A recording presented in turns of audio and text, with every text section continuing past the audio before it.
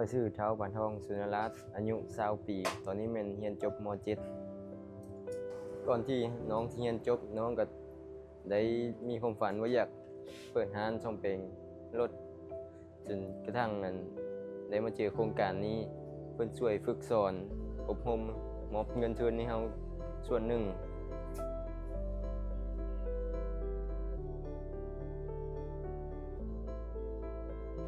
รักษาความรู้ที่น้องได้จากโครงการนี้ตอนไปฝึกอบรมก็แม่นรักษาการซ่อมแปลงรถการเว้าการแนะนำลูกค้าแล้วก็แหล่งที่อยู่ที่เฮาจะเอาอะไรมาขายให้ลูกค้าได้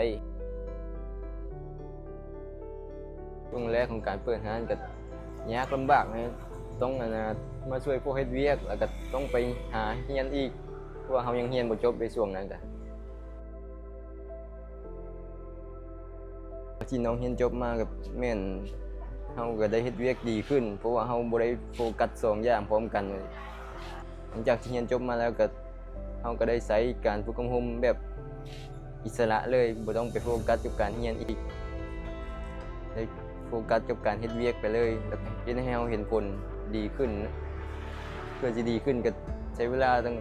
2-3 เดือน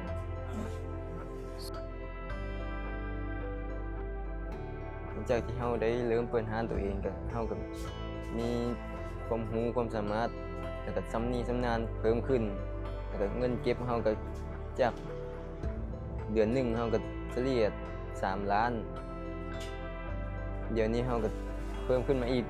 4 ล้านแล้วก็เฮาก็สามารถเก็บเงินส่วนหนึ่งไว้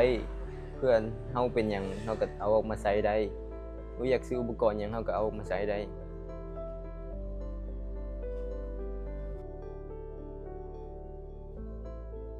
ในอนาคตเราก็อยากเห็นเราเป็นนายตัวเองเปิดร้านแปรรูปใหญ่มีลูกจ้างเพื่อให้ครอบครัวอยู่สบายพาครอบครัวไปเที่ยวมีเงินเก็บขยายสาขามีลูกค้าประจำมีรายรับคงที่